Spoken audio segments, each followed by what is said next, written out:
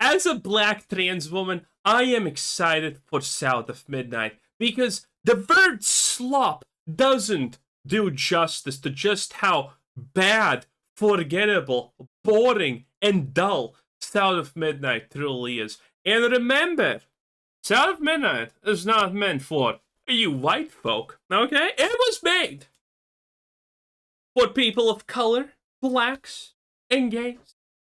Now, between you and me, honestly, I don't know how to say this, but I don't really think that's a big market. But what do I honestly know at the end of the day, right? Today, we are gathering to talk about South of Midnight. South of Midnight is out right now if you pay for the Early Access Premium Edition, which is $10 through Game Pass.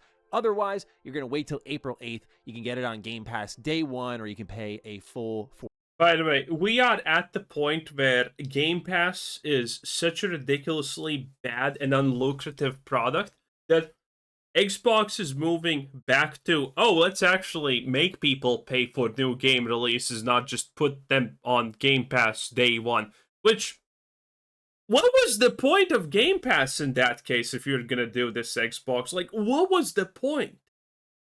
40 bones for it. I've got two words for you to describe South of Midnight. It is repetitive.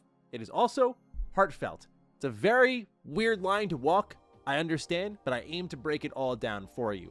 Ultimately, I enjoyed my time enough with South of Midnight to recommend it. At a full price, not quite. But when it comes to a Game Pass game, What are these stakes? I liked the game, but not really. No, it was horrible. Like, what are these sentences? All the shill reviewers are constantly just saying stuff like that. Have you noticed? Yes, but no. No, but yes. That's it. or some sort of flavor of the week pickup, sure, I just think this game could have been much more than that. But those two words will be a through line for this entire review. Everything from the music and performances to the unique southern locales, stop motion animation, and brilliant lighting give this game a distinct look. I love how they're trying to sell this game as unique southern locales.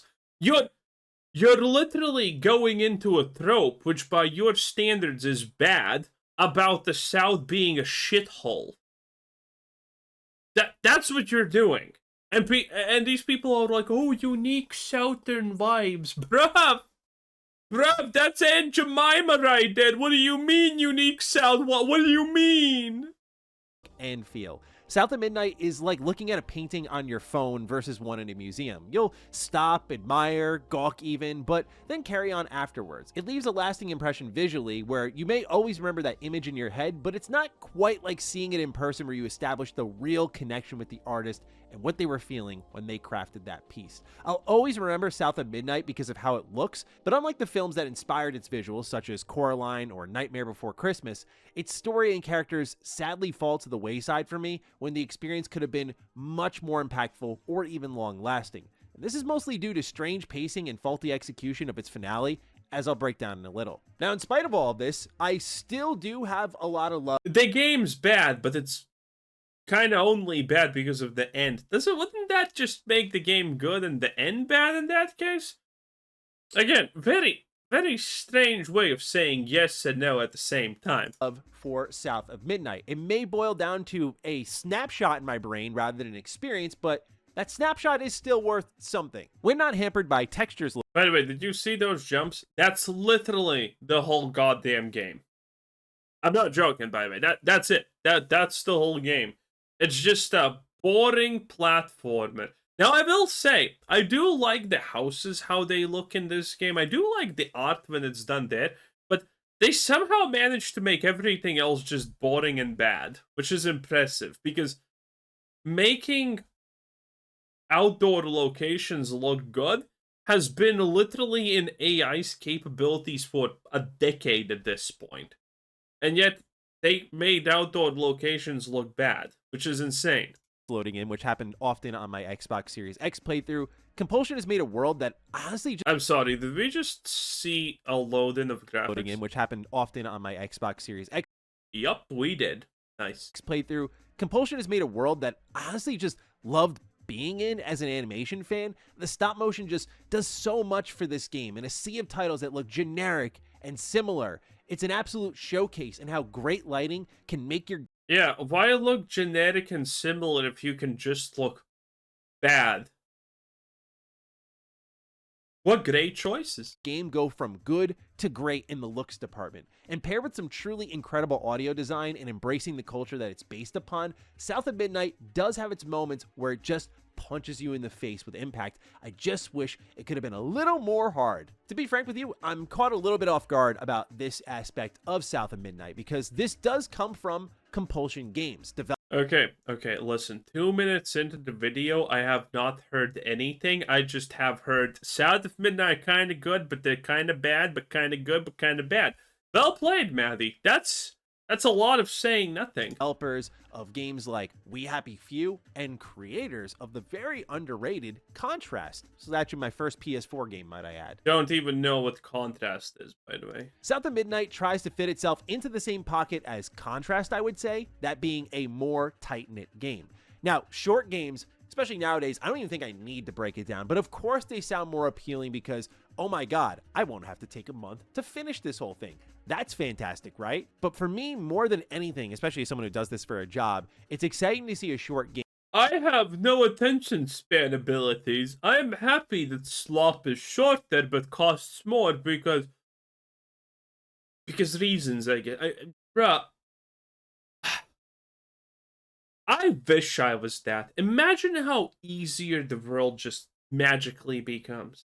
There's no more issues, there's no more problems, there's just like, oh, short slop for neurons activated? Ho ho ho! Almonds! Yay! Game because it Oyster noises. usually is an indication that a team knows exactly what they want to say. They have a very strong idea of it at the very least. And games with something to say are 100% my jam, as everyone knows. South of Midnight is an entire game about healing the wounds of our past. This is something that really interested me, especially as an adult. I'm like, okay, we all have things that have hurt us growing up. I'm curious to see how they explore it. But what surprised me so much is as you get deeper into the story, you start to recognize how much of the execution in both its biggest and smallest moments was really missed. So let's get into the basics. I'll keep it spoiler free, as always. He did it again. He just again said, oh, it's a very good story about things that happen, and then he did, but that's bad because it failed. Okay. Especially given that this game only has so much to give, so I don't want to get too deep into it, but you play as Hazel Flood, a weaver capable of mending those aforementioned emotional wounds. However, Hazel doesn't really start off that way. She's just a kid who's packing her things in the middle of a hurricane. Now, when her house, along with her mom, is washed away following an argument that breaks out between the two, Hazel... Where's the dad?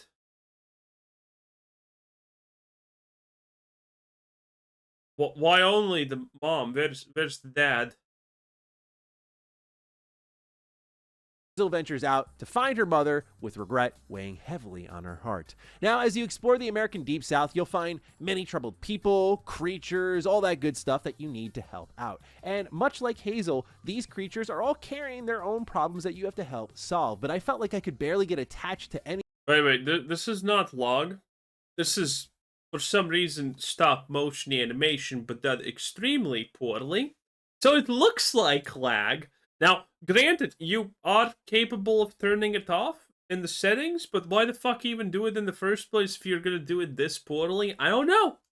Anyone, given how much they drop in and out of the game so rapidly. And what unfortunately punches that aspect home is how formulaic the approach to these characters are. They all have distinct, unique stories to tell, but the way they deliver it is so samey time and time again that it does take... If they have distinct stories to tell, but the delivery is the same, doesn't it just make it the same? a lot away from that potential narrative experience. What I mean by this is you're dropped into a new chapter, you fight a group of bad guys, you bottle up some traumatic memories of a character you met maybe like 10, 15 minutes ago, you do that 3 more times, you run away from some fog and a little 3D platforming, you reach a tree, you get to the conclusion of that arc, you understand everything that character's been to and what led them here, and then the level ends that maybe sounds with a boss bad. fight. Many of these characters, however, you will never see again, and I often found myself asking why I'd even care about them since you spend so little time getting to know them, where a connection just cannot be formed even for the most optimistic of gamers. It's great the first or second time around, you kind of just love the vibe of it, but the fifth or sixth time, it was just wearing me out where I felt like I could only enjoy this game in bursts. In a way, I want to describe these moments as side quests, but since it's all mandatory, it feels a touch more like fluff would be the best descriptor. And this repetition would be fine, but the game kind of proves me right when the two characters that they do choose to lean into and revolve in and out of the story consistently happen to be their strongest and most interesting before they're unfortunately cut off with what I found to be a pretty abrupt ending. So Hazel Flood's growth as a character from immature kid who feels neglected to professional weaver with a better understanding of life itself is tangible enough, but the igniting moment of the plot alongside the resolution both just felt a little bit unsatisfactory to me. Now it's time. You know what? Say what you will. At least Hazel doesn't have dreads, okay? At least we dodged that bullet, okay? Not a lot of dodging, okay? Most bullets hit, but at least it's not dreads, you know? Let's be real. That's a win in my book. Time for everybody's favorite game. Comparisons. Oh boy, I'm doing it. Kena, Bridge of Spirits.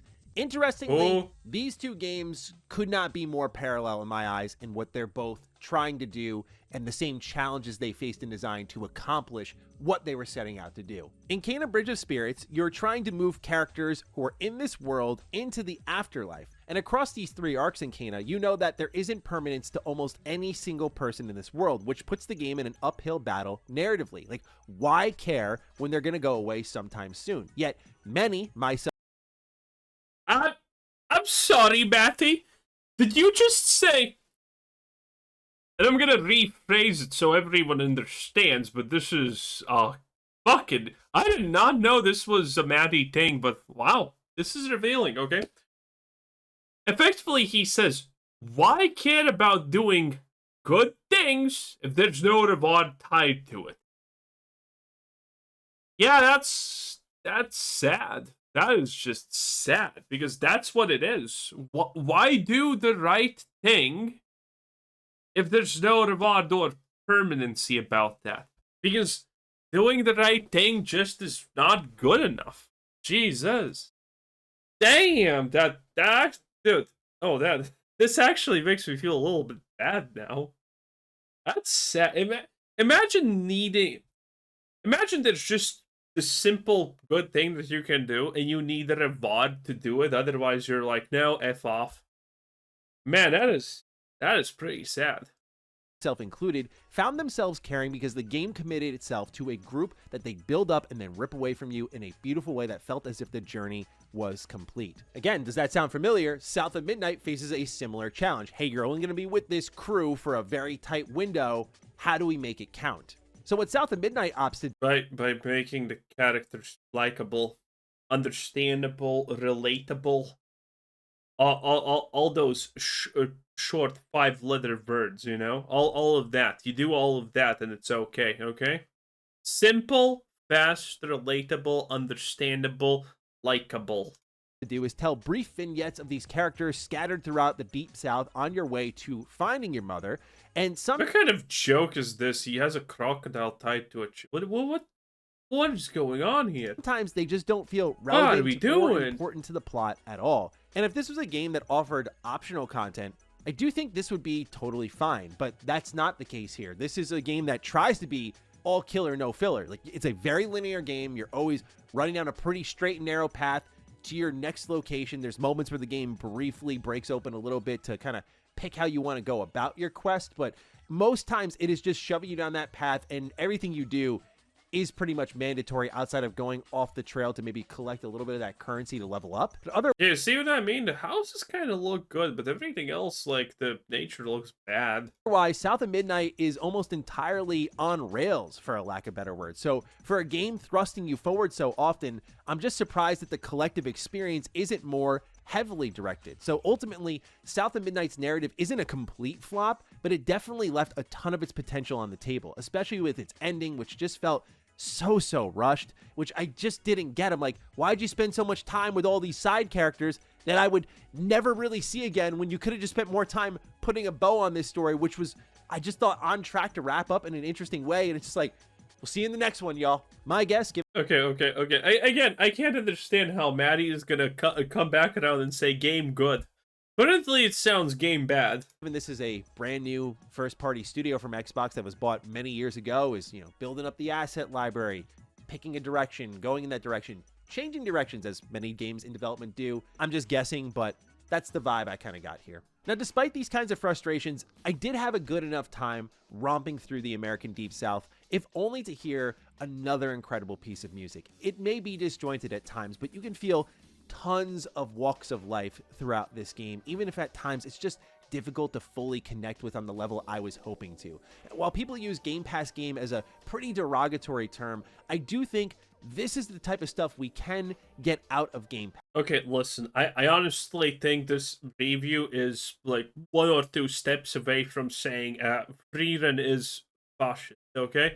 We're kind of in that territory, Jesus. Pass. And in that light, I just hope that Xbox does see what's here, kind of like maybe what they're doing with Hellblade, and find some value in just investing in these types of games. Because while I'm excited for something such as a Fable, a big open world game, I am also hoping that we continue to get these types of experiences, even if they don't always fully nail everything.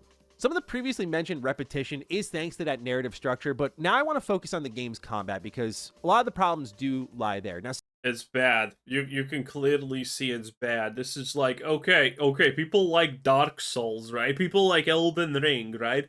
How about we Elden Ring this bad boy up, and there you have it. You got Elden Ring at home, but it's worse. South of Midnight hosts a basic combat system that can absolutely get the job done, but don't go in expecting incredible boss fights or deep combo crafting. I think just by one look at the game, that's not where many people's expectations were at. Mine certainly weren't there, but it's so simple that even the littlest ideas you might have of like where this combat could go are kind of squashed out pretty immediately. You have a basic attack button alongside a suite of 4 abilities. One strand allows you to push, another allows you to pull. Depending on the size of the enemy, you may pull yourself to them and do an aerial attack thanks to an upgrade. You can tie down an enemy with a strand to leave them open for a beatdown, or you can use Crouton, your kind of like childhood doll, to possess enemies to fight on your behalf. You can also use Crouton to get around certain parts of the level where you're gonna like run around these prickly bushes and mushrooms that blow up, and I mean the game just uses this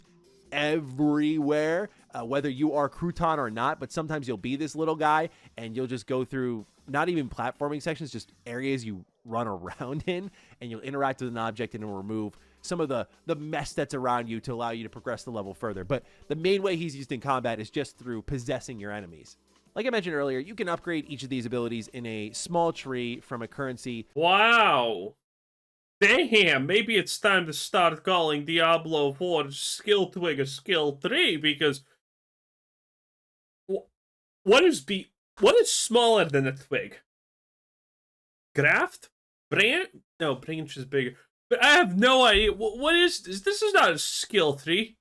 Okay, I'm seriously starting to think Diablo 4 is a better game because I just saw this. 10 out of 10. That you collect by exploring tiny hidden parts of the level. But about 90% of the memories you'll earn is the same mindless mashing of attacks over and over, and I can already hear the defense force stepping in and being like, well, that's not what the game's going for, bro. It leans on its combat heavily. Good. To the point where the combat needed to be better rather than just an afterthought. Like, I'm a perfect example because okay. Are we happy that this game doesn't have slop Assassin's Creed Dragon Age Veilguard items, Green Arrow go up good? Or are we unhappy because this game doesn't even have that much of on it? Oh boy. I particularly did not care about this at first because I'm here for vibes and storytelling and good music, and I was getting a lot of that early on. But again, I feel like the team at Compulsion left a little on the table here too. Like, why is it that I can only hit enemies for so long before they do an attack where their health bar turns yellow and I can't interrupt them? Why is it when I'm unraveling enemies that it has to break the flow of combat by pulling the camera in? There's nothing I can do that just maintains that rhythm.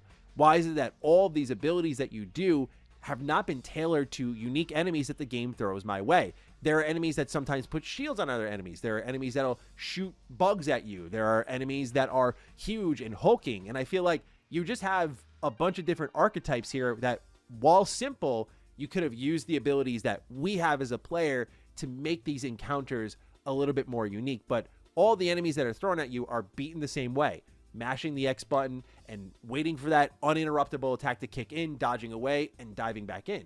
To be clear, because He's playing slop and he's wondering why everything is so bad. I absolutely love it, okay? This is what happens when you can't call a game bad because Xbox pays your fucking rent too much. Okay? This is the problem.